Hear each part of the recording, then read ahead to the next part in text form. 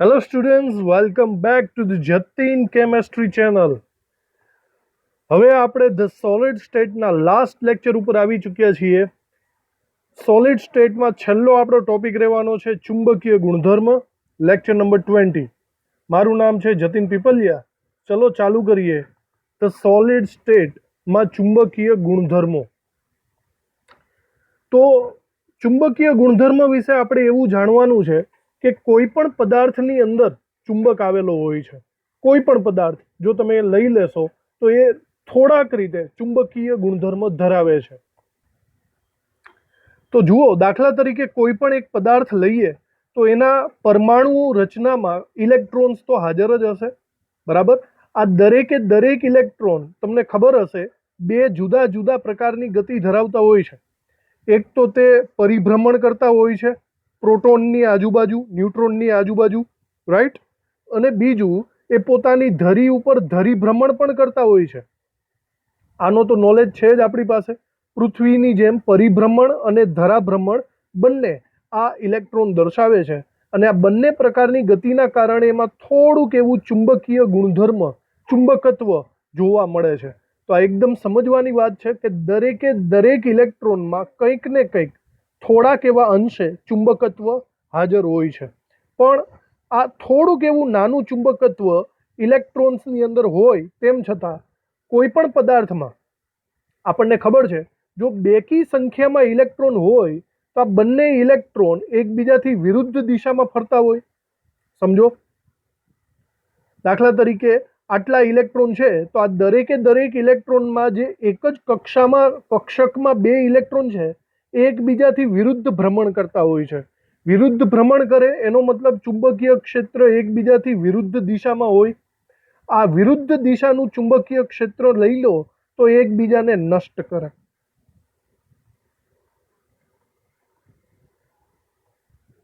એનો મતલબ એમ થયો કે કોઈ પણ પદાર્થમાં જો બેકી સંખ્યામાં ઇલેક્ટ્રોન હોય તેમાં ચુંબકત્વ હોવા છતાં એ એકબીજાનું ચુંબકત્વ નાશ કરી નાખે. પરિણામી ચુંબકીય બળ ઝીરો થશે, ચુંબકીય ચાક માત્રા ઝીરો થશે.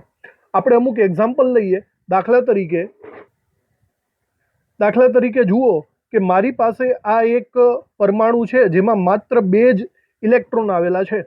આ બે ઇલેક્ટ્રોન હોય તો આ બંનેની ચુંબકીય ચાક માત્રા એકબીજાથી વિરુદ્ધ દિશામાં હશે. બંને વિરુદ્ધ સ્પિન ધરાવે છે અને પરિણામે આ બંનેનું ચુંબકીય ક્ષેત્ર એકબીજાથી વિરુદ્ધ દિશામાં હોવાથી પરિણામી ચુંબકીય ક્ષેત્ર ઝીરો મળે. તો આ પદાર્થ ચુંબકીય ક્ષેત્ર ધરાવતો નથી એવું હું કહી શકું છું. પણ અમુક પદાર્થો એવા પણ હોય કે જેમાં એકી સંખ્યામાં ઇલેક્ટ્રોન આવેલા હોય, બરાબર. આ બંને એકબીજાને નાશ કરી નાખે છે એટલે કે ચુંબકીય મેગ્નેટિક ચાક માત્રા ઝીરો થઈ જાય. હવે દાખલા તરીકે આવો કોઈ આપણી પાસે પરમાણુ છે જેમાં 5 ઇલેક્ટ્રોન છે. ધેટ મીન્સ બેના જોડકામાં આ એક સિંગલ ઇલેક્ટ્રોન થઈ જશે, બરાબર. જો આવું કરશો તો આ ઇલેક્ટ્રોનની ચુંબકીય ચાક માત્રા આ વખતે ઝીરો નહીં થાય.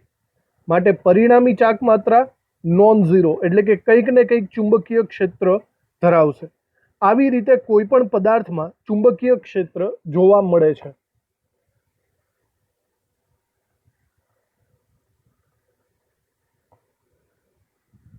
ચલો, આ જેટલું મેં તમને સમજાવ્યું આ બધું આપણે નોટબુકમાં લખવાનું છે મુદ્દા વાઇઝ. તો નોટબુક પરફેક્ટ બનાવવાની છે. આપણે લખીએ દરેક પદાર્થ, પહેલા મુદ્દામાં દરેક પદાર્થ ને થોડો ઘણો ચુંબકીય ગુણધર્મ હોય છે. ચુંબકીય ગુણધર્મ હોય છે. આ ગુણધર્મ તેમાં રહેલા ઇલેક્ટ્રોનના કારણે હોય છે. ઇલેક્ટ્રોનથી ચુંબકીય ક્ષેત્ર, ચુંબકીય ગુણધર્મ હોય છે. આમાં જ લખીએ દરેક પરમાણુમાંનો ઇલેક્ટ્રોન, દરેક પરમાણુમાંનો ઇલેક્ટ્રોન એક નાના ચુંબક તરીકે વર્તે છે. નાના ચુંબક તરીકે વર્તે છે ઇલેક્ટ્રોનની ચુંબકીય ચાકમાત્રા, ઇલેક્ટ્રોનની ચુંબકીય ચાકમાત્રા તેની બે પ્રકારની ગતિથી ઉદ્ભવે છે. ઇલેક્ટ્રોન બે પ્રકારની ગતિ કરે છે. નંબર 1, કેન્દ્રની આસપાસ કક્ષકીય ગતિ, અને નંબર 2, પોતાની ધરીની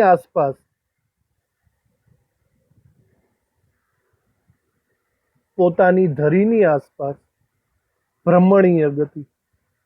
આ બે પ્રકારની ગતિના કારણે દરેક ચુંબક એક નાનો એવો ટાઇની મેગ્નેટ, સૂક્ષ્મ એવો ચુંબક તરીકે વર્તે છે. ત્યારબાદ આગળ એક વાક્ય આપણે લખીએ. આ દરેક ઇલેક્ટ્રોન ની ચુંબકીય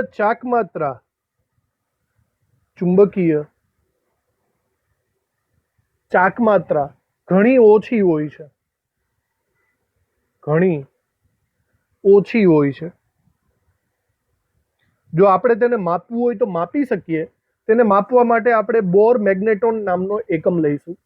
તેને ઘણી ઓછી હોય છે, તેને બોર મેગ્નેટોન, જેને આપણે મ્યુ બી તરીકે પણ ઓળખી શકીએ, બોર મેગ્નેટોન એકમમાં માપી શકીએ છીએ.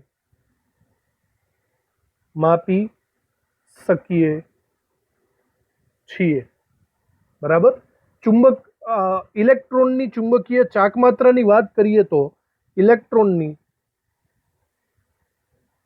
ચુંબકીય ચાકમાત્રા જો આપણે જોઈએ તો ખૂબ જ ઓછી હોય છે.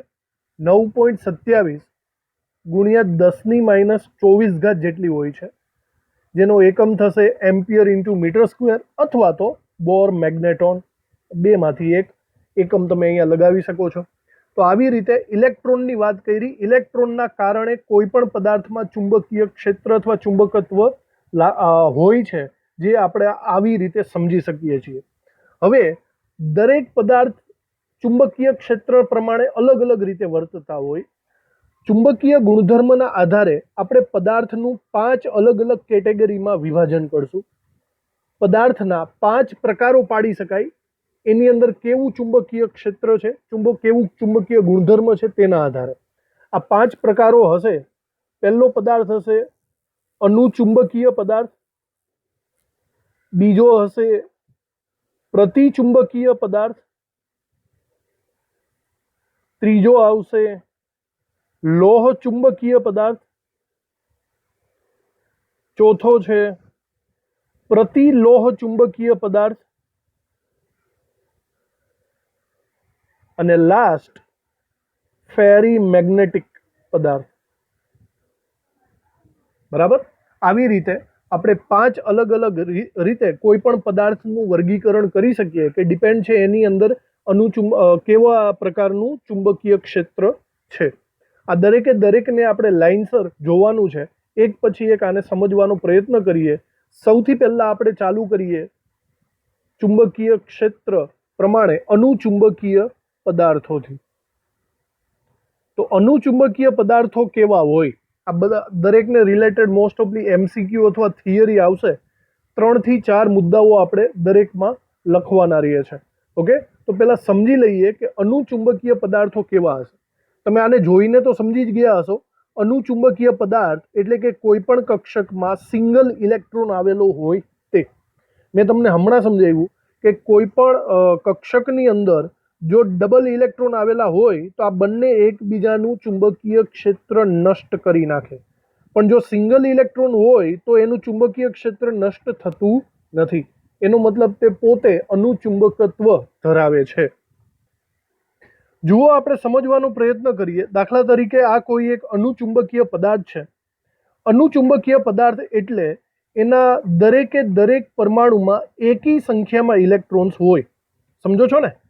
આ બેકી સંખ્યાના ઇલેક્ટ્રોન તો એકબીજાને નષ્ટ કરે. અનુચુંબકત્વ એટલે કોઈ અયુગ્મિત ઇલેક્ટ્રોન, એકી સંખ્યામાં ઇલેક્ટ્રોન, અયુગ્મિત ઇલેક્ટ્રોન આવેલા હોય. એના કારણે એનું ચુંબકીય ક્ષેત્ર કંઈક ને કંઈક એક દિશામાં ઉદ્ભવતું હશે. જેવું મેં આગળ સમજાવ્યું, એ એકબીજાને નષ્ટ કરી શકશે નહીં. હવે આવા તો ઘણા બધા પરમાણુઓ છે.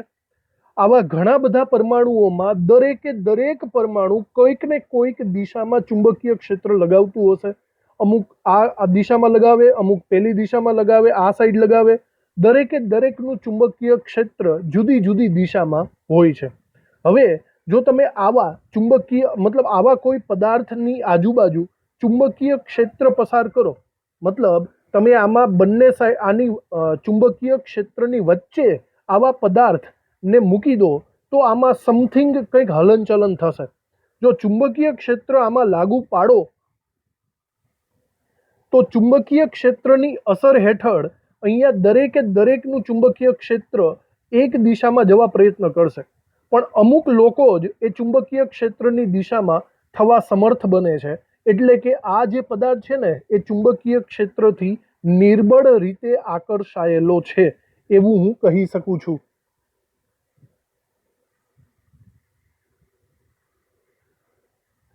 ચલો, આ જ વસ્તુને આપણે નોટબુકમાં લખીએ. માત્ર 4 મુદ્દાઓ અહીંયા થાય છે. સૌથી પહેલો મુદ્દો, અનુચુંબકત્વ એક અથવા વધારે અયુગ્મિત ઇલેક્ટ્રોન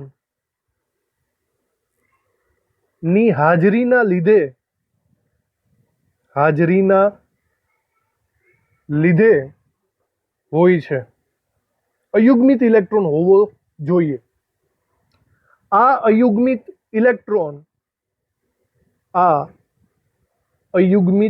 ઇલેક્ટ્રોન ચુંબકીય ક્ષેત્રથી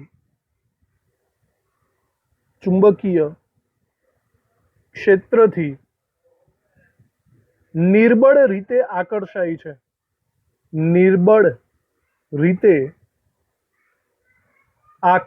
છે. હમણાં આપણે જોયું, બધા પરમાણુઓની ચુંબકીય ચાક માત્રા એક સાઈડ નથી થતી, અમુકની જ થાય છે. એટલે કે નિર્બળ, ખૂબ જ ઓછું આકર્ષણ તેઓ પામે છે. આવું આપણે લખી શકીએ છીએ. હજી એક વાત આમાં લખીએ કે તેઓ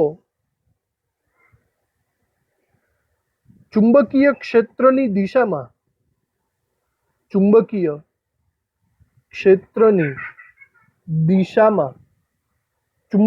પામે છે. મતલબ જે દિશામાં ચુંબકીય બળ રેખાઓ હોય તે જ દિશામાં તે ચુંબકત્વ પામે છે. અને ચુંબકીય ક્ષેત્ર ની ગેરહાજરીમાં જો તમે ચુંબકીય ક્ષેત્ર હટાવી દેશો, એની ગેરહાજરીમાં તેઓ ચુંબકત્વ ગુમાવે છે. મતલબ જ્યાં સુધી તમે ચુંબકીય ક્ષેત્ર આપાત કર્યા કરશો ત્યાં સુધી એ ચુંબકીય પદાર્થ બન્યો રહેશે. જેવું તમે ચુંબકીય ક્ષેત્ર કાઢી નાખશો, એ નોર્મલ પદાર્થ બની જશે. એટલે કે હવે તે સામાન્ય પદાર્થ થઈ જશે. આપણે એક્ઝામ્પલ લખી લઈએ. દાખલા તરીકે આવા કયા કયા પદાર્થો છે જે અનુચુંબકીય તરીકે વર્તે છે? તો ઓક્સિજન, O2 વાયુ, Cu+2 આવશે આની અંદર, Fe+3 આવશે, Cr+3 આવશે. આ સિવાય ઘણા બધા. પણ જોજો, શરત શું છે? શરત એટલી જ છે કે અયુગ્મિત ઇલેક્ટ્રોન આપણને દેખાવો જોઈએ. આ બધા પદાર્થો અનુચુંબકીય પદાર્થો તરીકે વર્તશે. ચલો, હવે આપણે આવ્યા છીએ સેકન્ડ પદાર્થ ઉપર, જે પહેલાથી વિરુદ્ધાર્થી કહીશું આપણે, પ્રતિચુંબકીય પદાર્થ. સિમ્પલ એવી વાત છે. અમુક પદાર્થો એવા હોય કે જેમાં કક્ષકોમાં 2 ઇલેક્ટ્રોન, યુગ્મિત ઇલેક્ટ્રોન હોય છે. યુગ્મિત ઇલેક્ટ્રોન હોય તો આ બંને એકબીજાની ચુંબકીય ચાક માત્રાને નષ્ટ કરી નાખે છે. જો નષ્ટ કરી નાખે તો પરિણામી ચુંબકીય ચાક માત્રા કેટલી થઈ જશે? 0 થઈ જશે. બરાબર, એકદમ કમ્પેરિઝનલી જ બોલો. આગળનો જે પદાર્થ હતો એ ચુંબકીય ક્ષેત્રથી નિર્બળ રીતે આકર્ષણ પામતો હતો. અહીંયા હું એમ લખીશ કે નિર્બળ રીતે અપાકર્ષણ પામે છે. ઊંધું થઈ ગયું ને, પેલો નિર્બળ રીતે આકર્ષાતો હતો, આ નિર્બળ રીતે અપાકર્ષણ પામે છે. આગળ જે પદાર્થ હતો એ ચુંબકીય ક્ષેત્રની દિશામાં ચુંબકત્વ પામતો હતો. હું અહીંયા એવું લખી શકું કે ચુંબકીય ક્ષેત્રની વિરુદ્ધ દિશામાં ચુંબકત્વ પામે છે. બરાબર, એકદમ અપોઝિટ વાત જ આપણે કરવાની રહે છે. તો આવી રીતના અનુચુંબકીય પદાર્થનું વિરુદ્ધાર્થી શબ્દ જેવું જ એક પદાર્થ થશે પ્રતિચુંબકીય પદાર્થ. જે 4 મુદ્દાઓ આપણે પહેલામાં લખ્યા છે તેનું જ આપણે રિવર્સ કરીને આની અંદર લખવાનું છે. તો લખીએ આપણે નોટબુકની અંદર. પહેલા મુદ્દામાં લખીએ આપણે, જે પદાર્થોમાં બધા જ ઇલેક્ટ્રોન યુગ્મિત હોય અથવા એક પણ ઇલેક્ટ્રોન અયુગ્મિત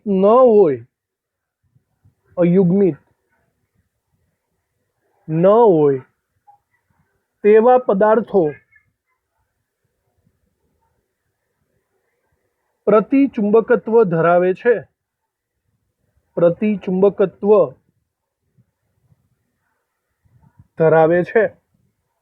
અહીંયા આપણે બીજી પણ ચોખવટ કરી દઈએ. ઇલેક્ટ્રોનનું યુગ્મન તેમની ચુંબકીય ચાક માત્રાને રદ અથવા તો નષ્ટ કરી દે છે. એકબીજાથી વિરુદ્ધાર્થી હોય છે અને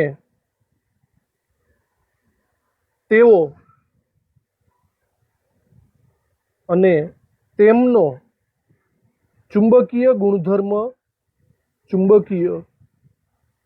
ગુણધર્મ ગુમાવે છે. બરાબર, આ પહેલા મુદ્દાની અંદર આપણે વાત કરી નાખી. બીજી વાત કરીએ જે આપણે પ્રતિચુંબકીયથી વિરુદ્ધ વાત કરવાના હતા, અનુચુંબકીયથી. તો આપણે લખીએ કે પ્રતિચુંબકીય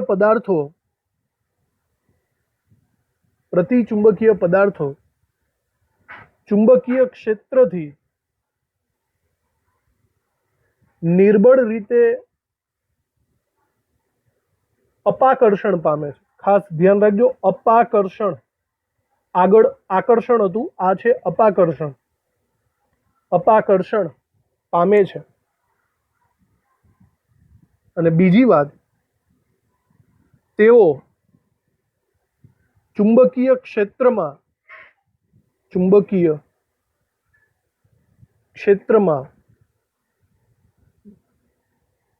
વિરુદ્ધ દિશામાં ચુંબકત્વ પામે છે. આગળ ચુંબકીય ક્ષેત્રની દિશામાં ચુંબકત્વ પામતું હતું, અહીંયા વિરુદ્ધ દિશામાં ચુંબકત્વ પામે છે. અને લાસ્ટ આપણે એક્ઝામ્પલ લખી નાખીએ. દાખલા તરીકે પ્રતિચુંબકીય ધરાવતા પદાર્થો કયા કયા છે? સૌથી પહેલા તો H2O પ્રતિચુંબકીય છે, NaCl, ત્યારબાદ બેન્ઝીન એટલે કે C6H6, અથવા કોઈ પણ એવા પદાર્થો કે જેની અંદર બધા ઇલેક્ટ્રોન યુગ્મિત સ્વરૂપે હોય તેવો પ્રતિચુંબકત્વ ધરાવે છે એવું આપણે કહી શકીએ છીએ. તો આ થઈ ગયો આપણો સેકન્ડ પદાર્થ, પ્રતિચુંબકીય પદાર્થ. ચલો, ત્યારબાદ આપણે આવીએ છીએ ત્રીજા પદાર્થ ઉપર, લોહ ચુંબકીય પદાર્થો. યાદ રાખજો, આનું ઇંગ્લિશ નામ બહુ પોપ્યુલર છે અને ફેરોમેગ્નેટિક પદાર્થ, ફેરોમેગ્નેટિક પદાર્થ તરીકે પણ ઓળખવામાં આવે છે. હવે આ બહુ સમજવા જેવું છે, ઘણા બધા MCQ આમાંથી પૂછાવા લાયક છે. સમજો આ બરાબર શું છે. અમુક પદાર્થો એવા છે, દાખલા તરીકે આયર્ન છે, cobalt, nickel, gadolinium, that means GD, પછી ક્રોમિયમ ડાયોક્સાઇડ CrO2, આ પદાર્થો એવા છે કે જ્યારે તમે આને ચુંબકીય ક્ષેત્રમાં મૂકશો ને ત્યારે તેઓ પ્રબળ રીતે આકર્ષણ પામે છે. જોજો, આગળ છે ને આપણે નિર્બળ રીતે આકર્ષણ અપાકર્ષણની વાત કરતા હતા, હવે આપણે પ્રબળ રીતે આકર્ષણ પામે એની વાત કરીએ. પ્રબળ રીતે આકર્ષણ પામે છે. તો આવા પદાર્થો છે ને એકચ્યુઅલી જ્યારે ચુંબકીય ક્ષેત્રમાં મૂકો ને ત્યારે તેઓ કાયમી ચુંબક બની જતા હોય છે. કેવા ચુંબક? કાયમી ચુંબક બની જાય. પહેલા શું હતું કે ચુંબકીય ક્ષેત્ર આપાત કરો તો ચુંબક બને, અને ચુંબકીય ક્ષેત્ર કાઢી નાખો તો પાછો જેવો હતો એવો નોર્મલ પદાર્થ બની જાય. પણ અહીંયા એવું નથી. અહીંયા એક વખત ચુંબક બની જશે એટલે બની ગયો, પછી તે કાયમી રીતે ચુંબક બની જાય છે. તો હવે આમાં આની સિસ્ટમ કેવી છે બરાબર સમજી લ્યો. દાખલા તરીકે આવા કોઈ પણ ફેરોમેગ્નેટિક પદાર્થ આપણે જો લઈએ, આપણે જોજો અહીંયા બરાબર, એક ફેરોમેગ્નેટિક પદાર્થ આપણે લઈએ તો આ ફેરોમેગ્નેટિક પદાર્થમાં શું થાય છે? આ પદાર્થમાં નોર્મલી પરમાણુઓ હોય, બરાબર. દાખલા તરીકે આપણે Fe નો ટુકડો લઈ લઈએ તો એની અંદર આવી રીતે પરમાણુઓ ગોઠવાયેલા હોય, બરાબર. અને આપણને ખબર છે આ દરેકે દરેક પરમાણુમાં ચુંબકીય ક્ષેત્ર જુદી જુદી દિશામાં હોય, એક આમ હોય, એક આમ હોય, એક આમ હોય. ઓકે. પણ ફેરોમેગ્નેટિક પદાર્થ છે ને એમાં થાય છે એવું કે તેમાં એક રીતે જુદા જુદા પરમાણુઓ એકબીજા સાથે ગ્રુપ બનાવીને રહે છે, બરાબર. જોજો, આ જે લોખંડનો ટુકડો છે એની અંદર જુદા જુદા પરમાણુઓ એકબીજા સાથે ગ્રુપ બનાવશે. દાખલા તરીકે આટલા પરમાણુઓનું એક ગ્રુપ બની ગયું, બરાબર. આ લોકો એક ગ્રુપ તરીકે વર્તે. ત્યારબાદ આટલા પરમાણુઓ એક ગ્રુપ બની ગયું. આવા જુદા જુદા એરિયા બની જાય છે, ટુકડા બની જાય છે, બરાબર, જેમાં પરમાણુઓ એકબીજા સાથે ગ્રુપમાં એટલે કે સમૂહમાં રહેલા હોય છે, બરાબર. આવા આપણે જુદા જુદા ટુકડાઓ પાડી શકીએ. આ જે જુદા જુદા ટુકડાઓ પડે છે ને આને નામ અપાય ડોમેઇન, બરાબર. આનું નામ પડશે ડોમેઇન. આવી રીતે.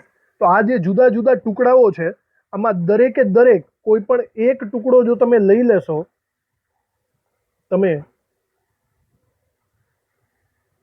કોઈ પણ આ એક ટુકડો લઈ લેશો, આ જુદા જુદા ટુકડામાંથી એક ટુકડા, અને શું નામ અપાય છે? ડોમેઇન. તેઓ ડોમેઇન તરીકે વર્તે છે. તો ફરીથી ફેરોમેગ્નેટિક પદાર્થમાં જુદા જુદા પરમાણુઓ એકબીજા સાથે સમૂહમાં ગોઠવાય છે અને ડોમેઇનની રચના કરે છે, બરાબર. હવે આ જે ડોમેઇન છે ને, આ જે ડોમેઇન, એ દરેકે દરેક ડોમેઇન અલગ અલગ રીતે ચુંબકત્વ ધરાવતું હોય છે, બરાબર.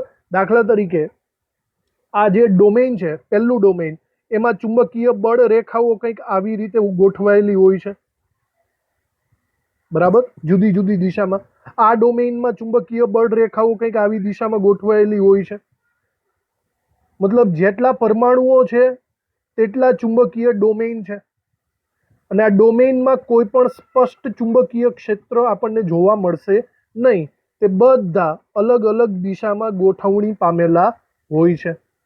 તો નોર્મલી આવી રચના કંઈક આવેલી હોય છે. સમજો છો? આવી સિસ્ટમથી ચુંબકીય ગોઠવણી હોય છે, અસ્તવ્યસ્ત.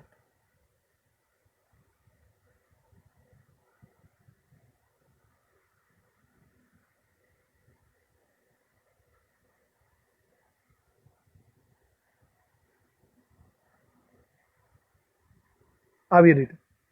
પણ હવે નોર્મલી દાખલા તરીકે લોખંડનો ટુકડો હું લઈ લઉં તો લોખંડનો ટુકડો મને આવો દેખાય.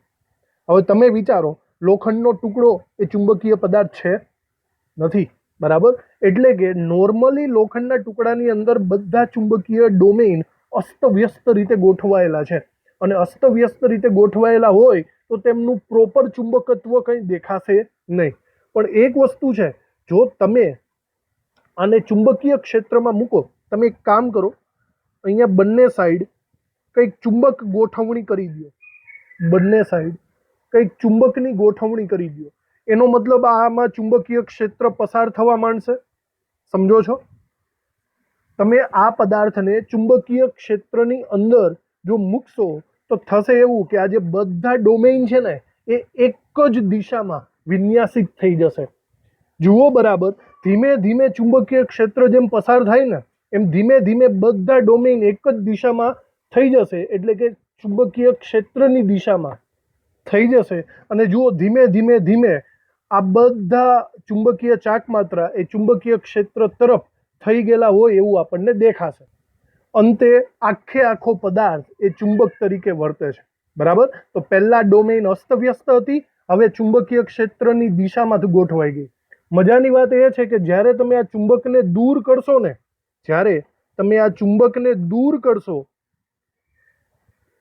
ત્યારે પણ આ પદાર્થ એમને એમ જ રહેશે। ધેટ મીન્સ હવે તે કાયમી ચુંબક તરીકે વિકસિત થઈ ગયો છે, બરાબર। તો આ છે કાયમી ચુંબક। હવે તેને આપણે ચુંબકીય ક્ષેત્ર દૂર કરો તેમ છતાં એમાં કંઈ પ્રોબ્લેમ આવશે નહીં।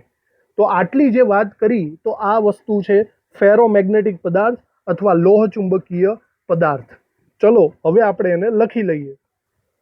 લખવામાં પહેલા મુદ્દામાં આપણે લખીએ આયર્ન, કોબાલ્ટ, નિકલ, ગેડોલેનિયમ અને CrO2 જેવા પદાર્થો ચુંબકીય ક્ષેત્રથી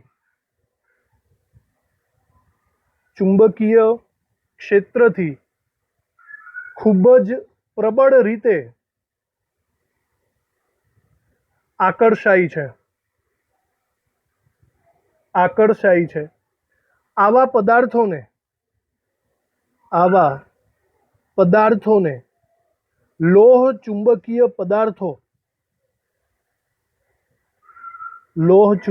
પદાર્થો અથવા ફેરોમેગ્નેટિક પદાર્થો કહે છે। આકૃતિ આપણે આ નહીં દોરીએ, આ તો આપણે સમજવા માટેની આકૃતિ દોરી લીધી, પણ આપણે ડોમેઇનની આકૃતિ દોરવાની રહેશે। એ ડોમેઇનની આકૃતિ હમણાં આપણે દોરીએ છીએ। તો હાલ પૂરતી આ આકૃતિ માત્ર સમજણ પૂરતી જ હતી, આ આકૃતિની આપણે દોરવાની કંઈ જરૂર રહેતી નથી। ચલો ત્યારબાદ બીજા મુદ્દાની અંદર લખીએ પ્રબળ આકર્ષણ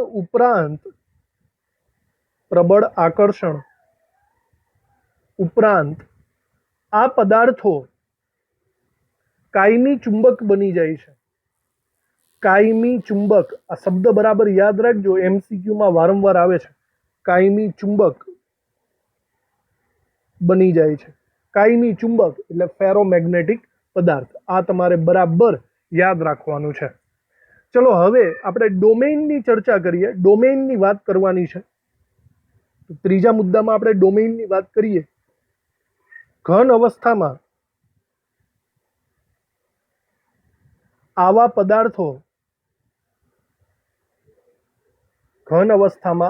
પદાર્થોના ધાતુ આયનો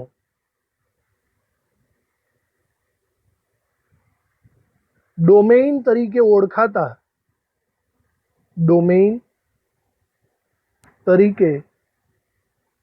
ઓળખાતા નાના વિસ્તારમાં સામૂહિક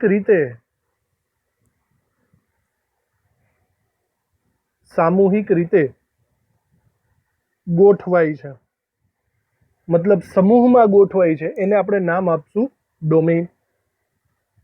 નીચે લખીએ આવું દરેક ડોમેઇન એક નાના ચુંબક તરીકે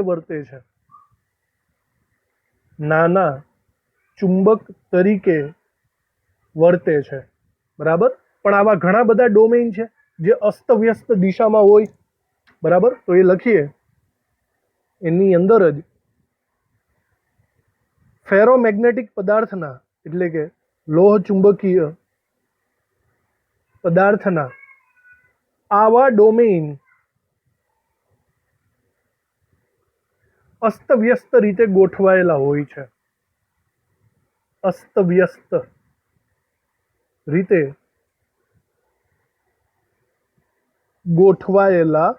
હોય છે। જેથી તેમની ચુંબકીય ચાકમાત્રા હોતી નથી અથવા તો રદ થાય છે, બરાબર. નોર્મલી ચુંબકીય ચાક માત્રા હોતી નથી, પણ એક વાત છે, જો તમે તેને ચુંબકીય ક્ષેત્રમાં મૂકો તો કંઈક અલગ થશે. તો આપણે અહીંયા ફરીથી એક નવો મુદ્દો પાડીએ. જ્યારે આવા પદાર્થને ચુંબકીય ક્ષેત્રમાં મૂકવામાં આવે, ચુંબકીય ક્ષેત્રમાં મૂકવામાં આવે ત્યારે બધા જ ડોમેઇન ચુંબકીય ક્ષેત્રની દિશામાં, ચુંબકીય ક્ષેત્રની દિશામાં ગોઠવાય છે અથવા તો અભિવિન્યાસિત પામે છે. અને જો આવું થાય અને પ્રબળ ચુંબકીય અસર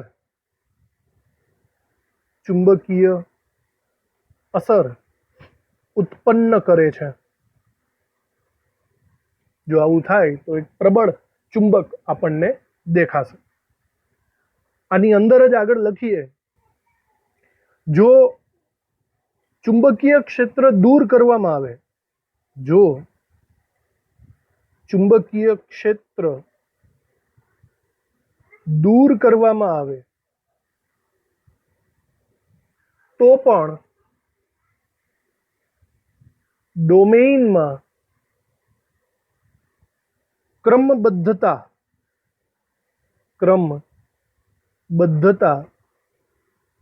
જળવાઈ રહે છે. ચુંબકીય ક્ષેત્ર દૂર કરશો તો પણ એમ જ રહેશે. માટે આવા પદાર્થો કાયમી ચુંબક બને છે. આને આપણે આકૃતિમાં જો દોરવું હોય તો ટેક્સ્ટબુક રિલેટેડ આપણે આકૃતિઓ પણ દોરી શકીએ.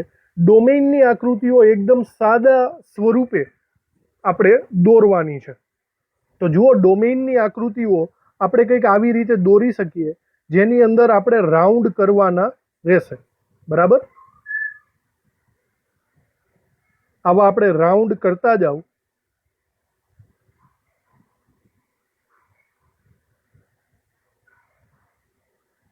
આ દરેકે દરેક રાઉન્ડ એ ડોમેઇન તરીકે વર્તે છે એવું આપણે માની લઈએ,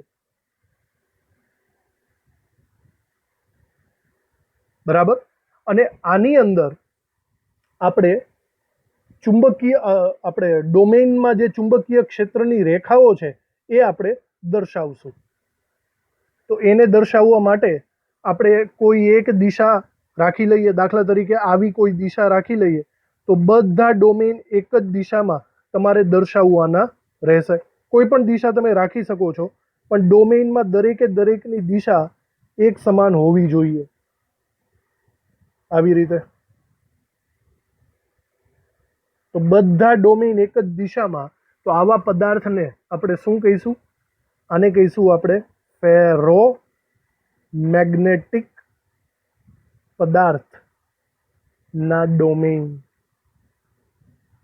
તો આવી રીતે ફેરોમેગ્નેટિક પદાર્થ અહીંયા કમ્પ્લીટ થાય છે. યાદ રાખજો, કાયમી ચુંબક, આ શબ્દ બરાબર ધ્યાન રાખવું અને એના એક્ઝામ્પલ પણ ધ્યાનમાં રાખવા.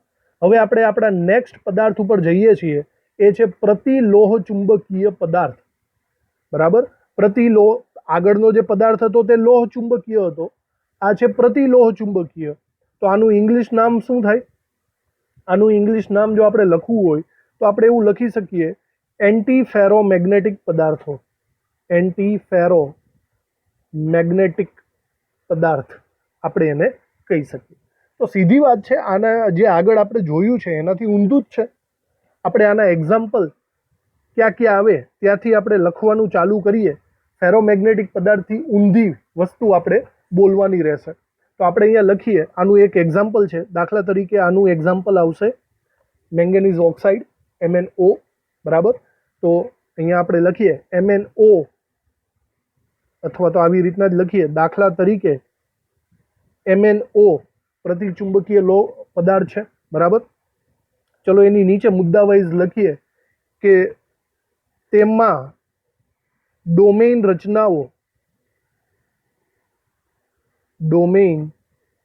રચનાઓ લોહ ચુંબકીય જેવી જ હોય છે. ડોમેઇનની રચના આગળ જે દર્શાવેલી છે એના જેવી જ હોય છે, પરંતુ ફરક માત્ર એટલો હોય છે કે તેમાં અલ્ટરનેટિવ એકબીજાથી વિરુદ્ધ દિશામાં હોય. મતલબ અડધા ડોમેઇન અપ સાઈડ હોય તો અડધા ડોમેઇન ડાઉન સાઈડ હોય, બરાબર. જો આપણે અહીંયા 8 ડોમેઇન લઈ લઈએ તો 8 ડોમેઇનમાં 6 ડોમેઇનમાં 3 અપ સાઈડ હશે અને 3 ડાઉન સાઈડ હશે. તો આ તો એવી વાત થઈ કે ઉપર તરફ ચુંબકીય ક્ષેત્ર અડધામાં છે અને અડધામાં નીચે તરફ ચુંબકીય ક્ષેત્ર છે. એનો મતલબ ઓવરઓલ ચુંબકીય ક્ષેત્ર આપણને જોવા મળશે નહીં, બરાબર. એટલે વિરુદ્ધાર્થી થયું એવું આપણે સમજી શકીએ. તો અહીંયા લખીએ કે ડોમેઇન રચનાઓ લોહ ચુંબકીય પદાર્થ જેવી જ છે, પરંતુ તેમના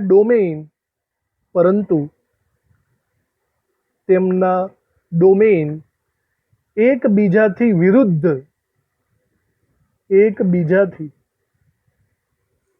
વિરુદ્ધ અભિવિન્યાસ એટલે કે ગોઠવણી ધરાવે છે, બરાબર. અને એકબીજાથી વિરુદ્ધ, તેથી તેઓ એકબીજાની ચુંબકીય ચાકમાત્રા નષ્ટ કરે છે, બરાબર. તો સિમ્પલી આ શોર્ટમાં જ પતાવેલું છે. એક એક્ઝામ્પલ યાદ રાખવાનું છે, MnO, અને આની ગોઠવણી તમારે અલ્ટરનેટ કરવાની છે. જો આપણે આકૃતિ દોરવી હોય તો આપણે પહેલા ડોમેઇન દોરી લઈએ, બરાબર. આ ડોમેઇન થઈ ગયા. હવે આ ડોમેઇનની અંદર આપણે અડધા ડોમેઇનને એક જ દિશા આપશું, અડધા ડોમેઇનને આવી રીતે એક જ દિશામાં કરશું અને બાકીના અડધા ડોમેઇન એનાથી અપોઝિટ દિશામાં, વિરુદ્ધાર્થી દિશામાં દર્શાવશું. જો આવી સિસ્ટમ થાય તો આપણે એને નામ આપશું એન્ટી ફેરોમેગ્નેટિક પદાર્થ અથવા તો પ્રતિલોહ ચુંબકીય પદાર્થ, બરાબર. આનું એક્ઝામ્પલ છે MnO. તો આવી રીતે લોહ ચુંબકીય અને પ્રતિલોહ ચુંબકીય એકબીજાથી વિરુદ્ધ થયા, અનુચુંબકીય અને પ્રતિચુંબકીય એકબીજાથી વિરુદ્ધ થયા, બરાબર. આ સિવાય એક પદાર્થ આવે છે જેનું નામ છે ફેરીમેગ્નેટિક પદાર્થ. આ થોડીક રીતે થોડોક અલગ પડે છે, તો આપણે આને લખી નાખીએ ફેરીમેગ્નેટિક પદાર્થ. ચલો આની અંદર શું કરવાનું છે? આ પદાર્થમાં ફરક એટલો જ છે કે આમાં પણ ડોમેઇન તો હશે, બરાબર. આવા ઘણા બધા ડોમેઇન હશે. આ ડોમેઇનની અંદર જે ચુંબકીય ક્ષેત્રની ગોઠવણી છે તે સમાંતર હશે, પણ આની અંદર જે છે ને એક દિશા અને વિરુદ્ધ દિશા એની સંખ્યા જુદી જુદી હશે. મતલબ અપ સાઈડ જો 2 હોય તો ડાઉન સાઈડ 3 હોય, અપ સાઈડ 1 હોય તો ડાઉન સાઈડ 2 હોય, બરાબર. છે ગોઠવણી સમાંતર બધાની, પણ અપ સાઈડ અને ડાઉન સાઈડની સંખ્યા જુદી જુદી છે. સમાંતર ગોઠવણી હોવા છતાં તેઓ જુદી જુદી સંખ્યામાં ગોઠવાયેલા છે. તો આવા પદાર્થોને નામ આપશું ફેરીમેગ્નેટિક પદાર્થ. આ લોકો છે ને નિર્બળ રીતે આકર્ષણ પામતા હોય છે, બરાબર. જો બધા એક જ દિશામાં હોય તો પ્રબળ આકર્ષણ પામે, પણ આ તો સમાંતર છે, વળી પાછા અસમાન સંખ્યામાં સમાંતર છે, તો તેઓ નિર્બળ રીતે આકર્ષણ પામે છે. અને બીજું, જો આવા પદાર્થોને તમે ગરમ કરો ને તો તે ચુંબકત્વ ગુમાવે છે, બરાબર. તો બસ આમાં 2 થી 3 વાક્ય લખવાનું. મેઇનલી તમારે આ ડોમેઇનની ગોઠવણી ખાસ યાદ રાખવાની છે, બરાબર. આ ડોમેઇનની ગોઠવણી ખાસ યાદ રાખો. નિર્બળ રીતે આકર્ષણ પામે છે અને ગરમ કરતા તે પોતાનું ચુંબકત્વ ગુમાવે. આ MCQ પૂછાય છે. ગરમ કરતા ચુંબકત્વ ગુમાવે તો એ કોણ હોઈ શકે? ફેરીમેગ્નેટિક પદાર્થ હોઈ શકે છે, બરાબર. આવી રીતે આપણે લખવાનું છે. तो लखी नाखीए आकृति दोरीने। तो सौथी पहला मुद्दामां आपणे लखीए के ज्यारे कोई पदार्थमां डोमेन नी चुंबकीय चाकमात्रा, डोमेननी चुंबकीय चाकमात्रा समांतर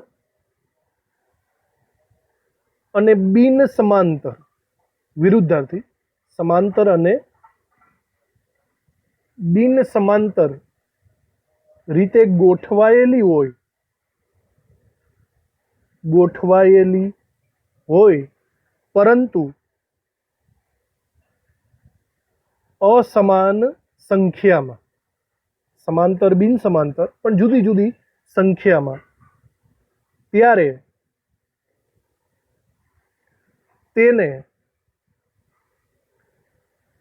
फेरी मैग्नेटिक पदार्थ कहे छे। फेरी मैग्नेटिक पदार्थ कहे छे। बराबर, આપણે ડોમેઇન પણ દોરી લેવાના છે। ચલો આ રીતે ડોમેઇન દોરી નાખીએ આપણે।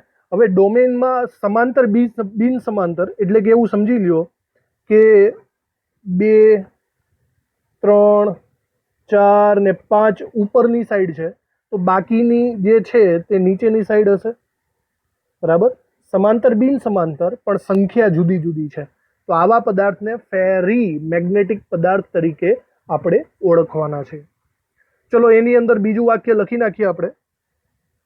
બીજા મુદ્દામાં આપણે લખવાનું છે કે ફેરો મેગ્નેટિકની સરખામણીમાં, આગળ આપણે જોયું તે ફેરો મેગ્નેટિક પદાર્થની સરખામણીમાં તેઓ ચુંબકીય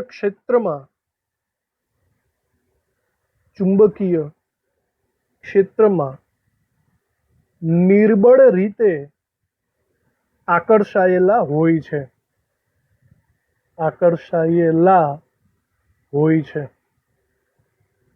બરાબર, ફેરોમેગ્નેટિક એકદમ પ્રબળતાથી આકર્ષણ પામે, કાયમી ચુંબક હોય, જ્યારે આ લોકો નિર્બળ રીતે આકર્ષાયેલા હોય છે। અને લાસ્ટ મુદ્દામાં આપણે એના એક્ઝામ્પલ લખવાના છે, તો લાસ્ટ મુદ્દામાં આપણે એના એક્ઝામ્પલ લખીએ। લાસ્ટ મુદ્દામાં દાખલા તરીકે આવા પદાર્થો તરીકે Fe3O4 આવે છે, MgFe2O4 આવશે, ZnFe2O4 આવશે। આના નામ પણ અમુક વાર આવી જાય છે। Fe3O4 નું નામ છે મેગ્નેટાઇટ ખનિજ, બરાબર। MgFe2O4 અને ZnFe2O4 બરાબર, આ બંને ફેરાઇટ છે, ફેરાઇટ ખનિજ મતલબ મેગ્નેશિયમ ફેરાઇટ અને ઝિંક ફેરાઇટ, બરાબર। અને છેલ્લે આપણે આ એક વાક્ય લખીએ કે આવા પદાર્થો ને ગરમ કરીએ તો ગરમ કરતા તેઓ ફેરી મેગ્નેટિઝમ ગુમાવે છે। ફેરી મેગ્નેટિઝમ ધેટ મીન્સ ચુંબકીય ક્ષેત્ર, ચુંબકત્વ ગુમાવે છે, બરાબર। અને ચુંબકીય ક્ષેત્ર ગુમાવે છે અને અનુચુંબકીય બને છે। અને પછી કેવો પદાર્થ બની જશે? અનુચુંબકીય પદાર્થ બની જાય છે। તો આવી રીતે આપણે લાસ્ટ ફેરી મેગ્નેટિઝમ પણ ફિનિશ કર્યું છે। બરાબર સાંભળજો, એક લાસ્ટ લેક્ચર આપણે લઈશું આ ચેપ્ટરનો। થિયરિટિકલી બધા લેક્ચર અહીંયા ફિનિશ થઈ જાય છે। લાસ્ટ લેક્ચરમાં આપણે JEE અને નીટમાં આગલા વર્ષોમાં પૂછાયેલા આ ચેપ્ટરના જેટલા પણ સવાલ છે એ આપણે સોલ્વ કરવાના છે। તો આ નેક્સ્ટ લેક્ચર ખૂબ જ ઇમ્પોર્ટન્ટ છે, ભણવાનો છે આપણે બરાબર રીતના। તો હાલ પૂરતું આપણે આ લેક્ચર અહીંયા ફિનિશ કરીએ છીએ। થેન્ક યુ આ લેક્ચર ભરવા માટે। આના પછીનો લેક્ચર એ આપણો આ ચેપ્ટરનો લાસ્ટ લેક્ચર રહેશે। Thank you.